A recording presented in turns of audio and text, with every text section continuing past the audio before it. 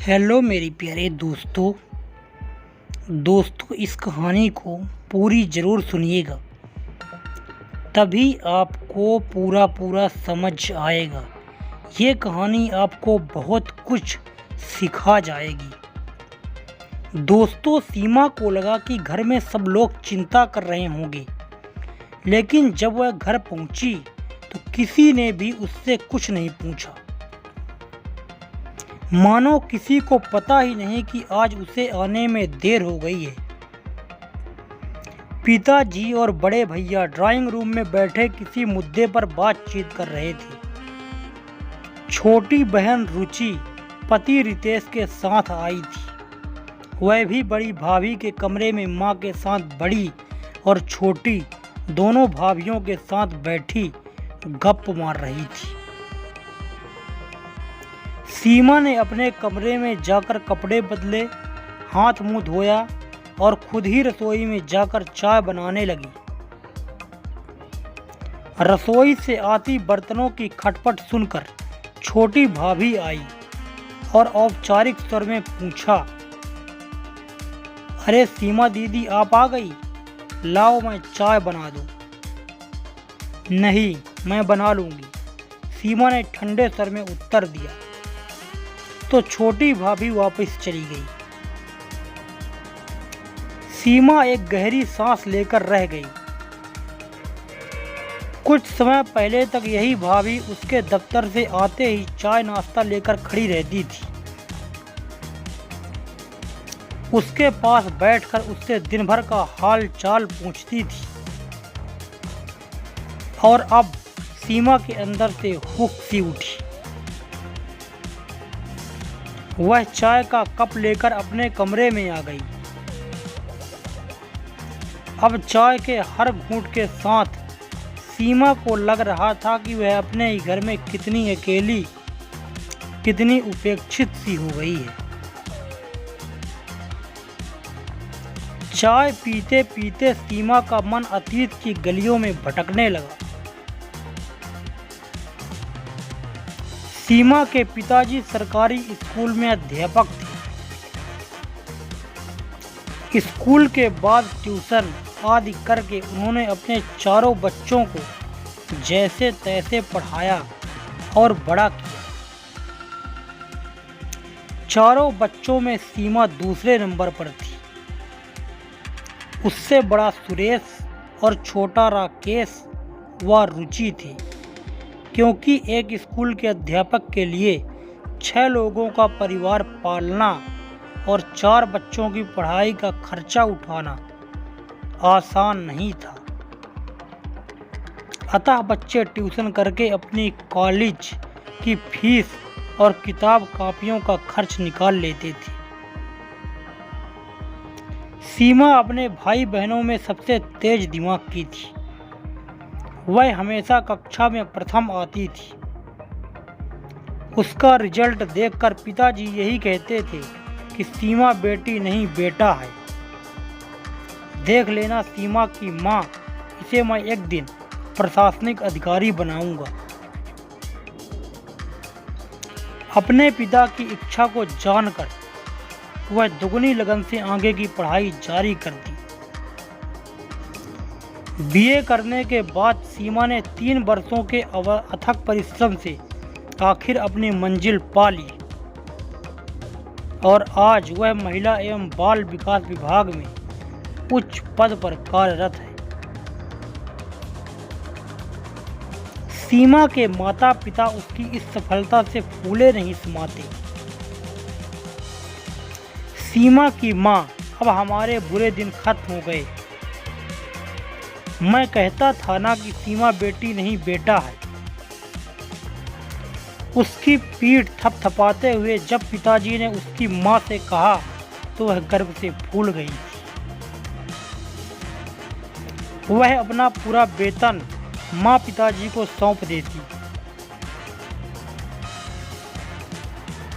अपने ऊपर बहुत कम खर्चा करती। मां पिताजी ने बहुत तकलीफें सहकर ही गृहस्थी चलाई थी। अतः वह चाहती थी कि अब वे दोनों आराम से रहें, घूमे फिरें। अक्सर वह दफ्तर से मिली गाड़ी में अपने परिवार के साथ बाहर घूमने जाती, उन्हें बाजार ले जाती। समय अपनी गति से आगे बढ़ता रहा। सुरेश और राकेश पढ़ लिखकर नौकरियों में लग गए। उनकी नौकरी के लिए भी सीमा को अपने पद, पहचान और पैसे का भरपूर इस्तेमाल करना पड़ा था। सीमा की सारी सहेलियों की शादी हो गई। जब भी उनमें से कोई सीमा से मिलती तो उसका पहला सवाल यही रहता, सीमा, तुम शादी कब कर रही हो? नौकरी तो करती रहोगी, लेकिन अब तुम्हें अपना घर जल्दी बसा लेना चाहिए। सुरेश का विवाह हुआ। फिर कुछ समय बाद राकेश का भी विवाह हुआ। तब भी माँ पिताजी ने उसके विवाह की सुध नहीं ली। समाज में और रिश्तेदार में कानाफूसी होने लगी। रिश्तेदार जो भी रिश्ता सीमा के लिए लेकर आते, माँ पिताजी या सुरेश, उन सब में कोई ना कोई कमी निकालकर उसे ठुकरा देता। इसी तरह समय बीतता रहा और घर में रुचि के विवाह की बातचीत चलने लगी। लेकिन बड़ी बहन कुंवारी रहने के कारण छोटी के विवाह में अड़चन आने लगी। तभी सीमा के लिए अविनाश का रिश्ता आया। अविनाश भी उसी की तरह प्रशासनिक अधिकारी था। उसमें ऐसी कोई बात नहीं थी कि सीमा के घर वाले कोई कमी निकालकर उसे ठुकरा पाते। रिश्तेदारों के दबाव के आगे झुककर आखिर बेमन से उन्हें सीमा की शादी अविनाश से करनी पड़ी। दोनों की छोटी सी गृहस्थी मजे से चल रही थी। शादी के बाद भी सीमा अपनी आधी से ज़्यादा तनख्वाह अपने माता पिता को दे देती। एक ही शहर में रहने की वजह से अक्सर ही वह मायके चली जाती। घर में खाना बनाने के लिए रसोइया था, इसलिए वह अविनाश के लिए ज़्यादा चिंता भी नहीं करती थी। पर अविनाश को उसका यूं मायके वालों का सारा पैसा दे देना या हर समय वहां चला जाना अच्छा नहीं लगता। वह अक्सर सीमा को समझाता भी, लेकिन वह उसकी बातों पर ध्यान नहीं देती थी। आखिरकार अविनाश ने भी उसे कुछ कहना छोड़ दिया। अतीत की यादों से सीमा बाहर निकली तो देखा कमरे में अंधेरा हो आया था, पर सीमा ने लाइट नहीं जलाई। अब उसे एहसास हो रहा था कि उसके माता पिता ने अपने स्वार्थ के लिए उसकी बसी बसाई गृहस्थी को उजाड़ने में कोई कसर नहीं छोड़ी। सीमा के माता पिता को हर समय यही लगता कि आखिर कब तक सीमा उनकी ज़रूरतें पूरी करती रहेगी, कभी तो अविनाश उसे रोक ही देगा। सीमा की माँ और भाभियाँ हमेशा अविनाश के खिलाफ उसके कान भरती रहती। उसे कभी घर के छोटे मोटे काम करते देख कहती, देखो मायके में तो तुम रानी थी और यहाँ आकर नौकरानी हो गई। यह क्या गत हो गई है तुम्हारी। माता पिता के दिखावटी प्यार में अंधी सीमा को तब उनका स्वार्थ समझ नहीं आया था और वह अविनाश को छोड़कर मायके आ गई। कितना रोया था अविनाश, कितनी मिन्नतें की थी उसकी, कितनी बार उसे आश्वासन दिया था कि वह चाहे उम्र भर अपनी सारी तनख्वाह मायके में देती रहे, वह कुछ नहीं बोलेगा। उसे तो बस सीमा चाहिए। लेकिन सीमा ने उसकी एक नहीं सुनी और उसे ठुकरा आई।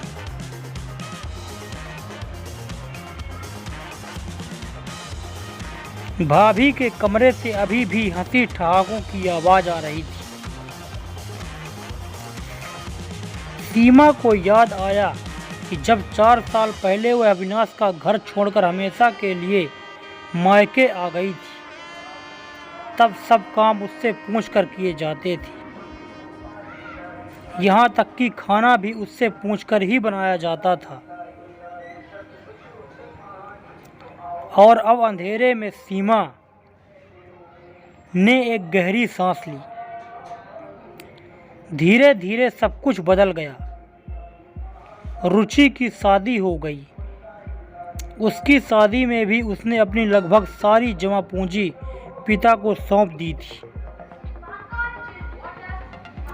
आज वही रुचि माँ और भाभीियों में भी मगन रहती है। अपने ससुराल के किस्से सुनाती रहती है। दोनों भाभियां, भैया, माँ और पिताजी बेटी व दामाद के स्वागत में उनके आगे पीछे घूमते रहते हैं और सीमा अपने कमरे में उपेक्षित सी पड़ी रहती है। रुचि के नन्हे बच्चे को देखते ही उसके दिल में एक टीस सी उठती। आज उसका भी नन्हा सा बच्चा होता, पति होता, अपना घर होता। सीमा दीवार से सिर टकराकर बैठ गई। तभी माँ कमरे में आई। अरे अंधेरे में क्यों बैठी है? माँ ने बत्ती जलाते हुए पूछा। कुछ नहीं माँ, बस थोड़ा सा सिर में दर्द है। सीमा ने दूसरी ओर मुंह करके जल्दी से अपने आंसू पोंछ लिए।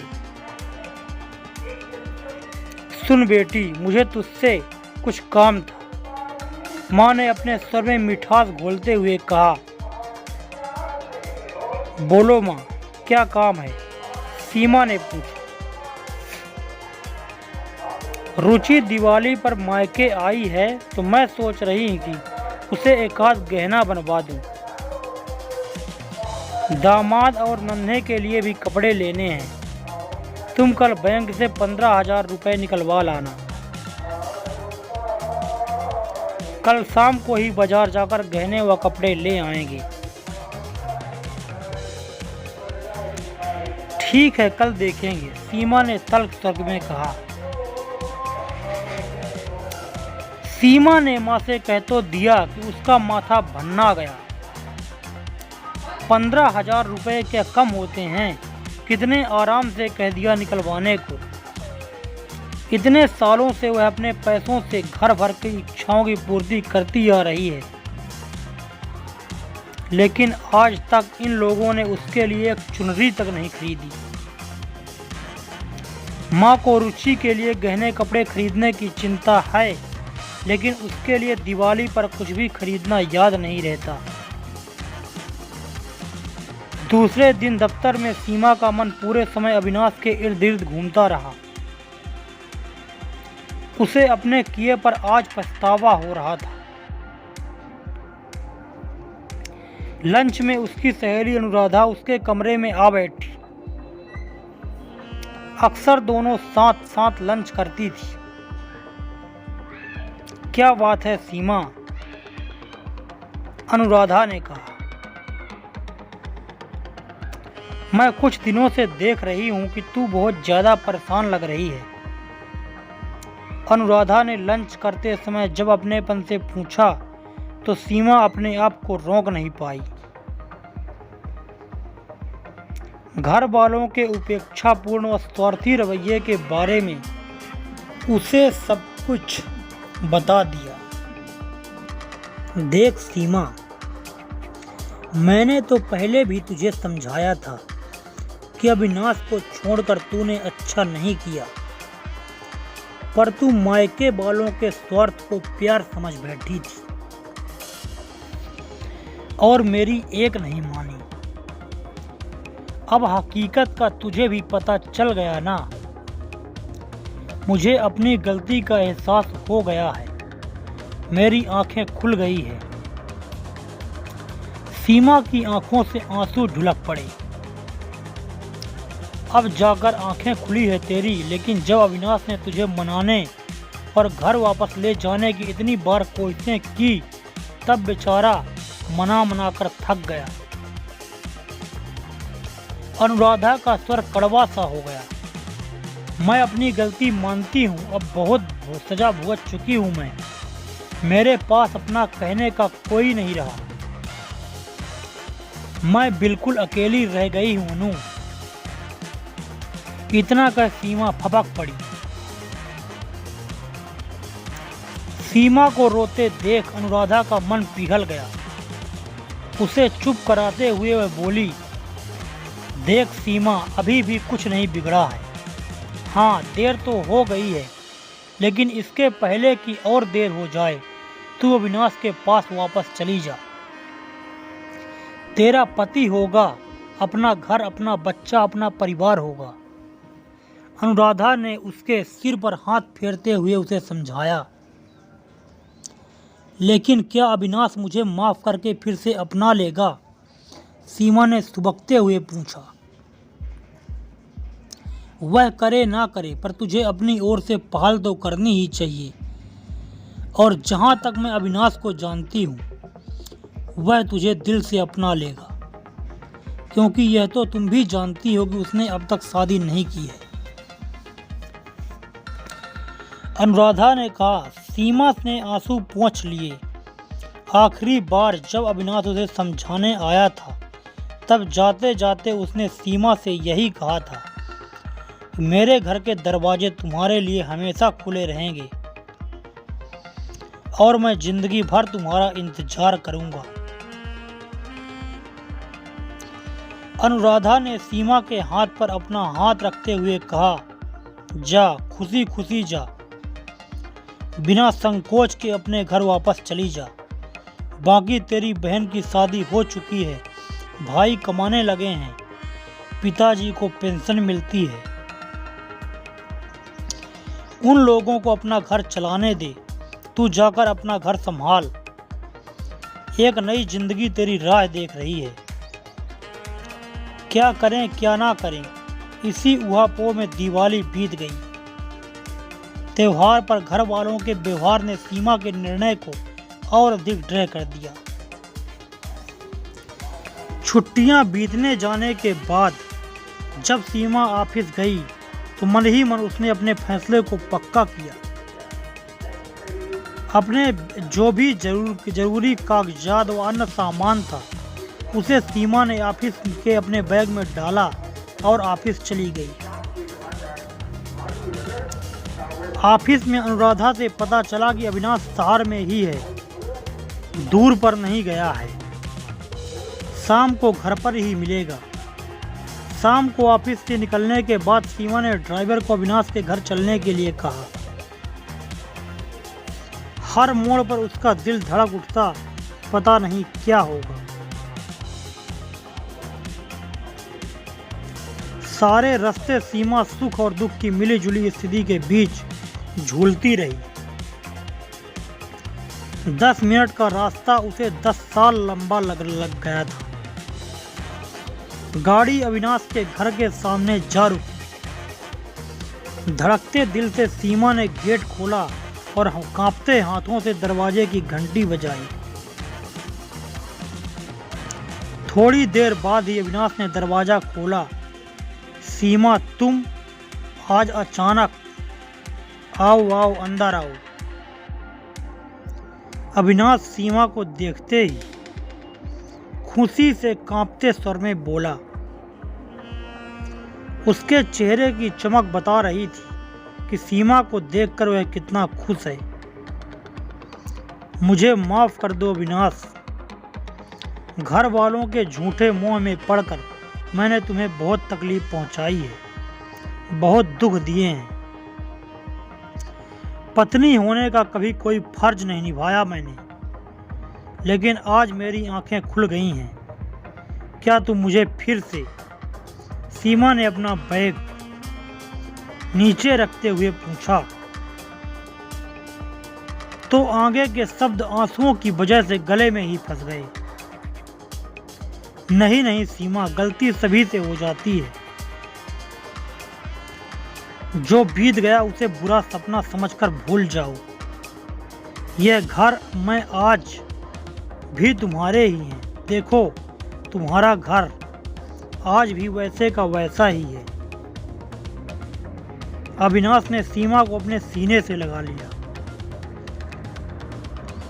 सीमा का जब सारा गुब्बार आंसुओं में बह गया तो अविनाश से अलग होते हुए बोली, मैं अपने मायके वालों के प्रति अपना आखिरी कर्तव्य पूरा कर आती हूँ। वह क्या सीमा? अविनाश ने आश्चर्य और आशंका से पूछा।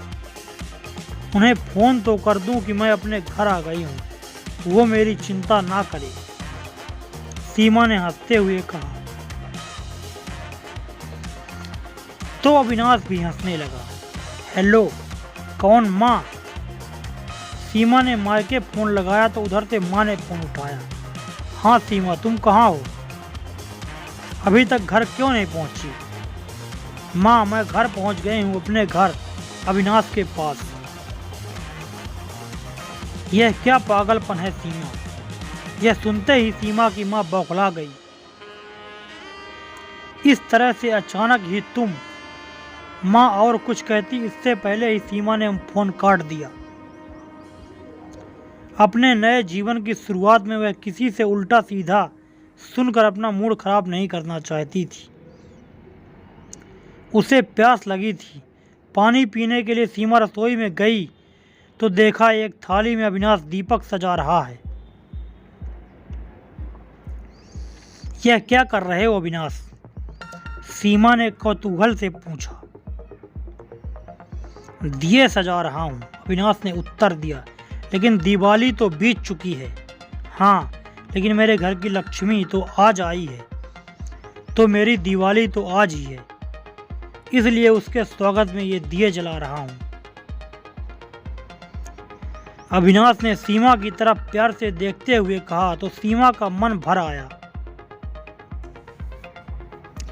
अब वह पति पत्नी के इस अटूट स्नेह संबंध को हमेशा हृदय से लगा कर रखेगी। यह सोचकर वह भी दिए सजाने में अविनाश की मदद करने लगी। देर से ही सही, लेकिन आज उनके जीवन में प्यार और खुशहाली के दिए झिलमिला रहे थे। तो दोस्तों, वीडियो कैसा लगा कमेंट करके हमें ज़रूर बताएं। अगर कहानी अच्छी लगी तो कहानी को लाइक कर दें। चैनल में पहली बार है तो चैनल को सब्सक्राइब करना ना भूलिए, ताकि मेरी हर वीडियो आप तक पहुंचती रहे। धन्यवाद।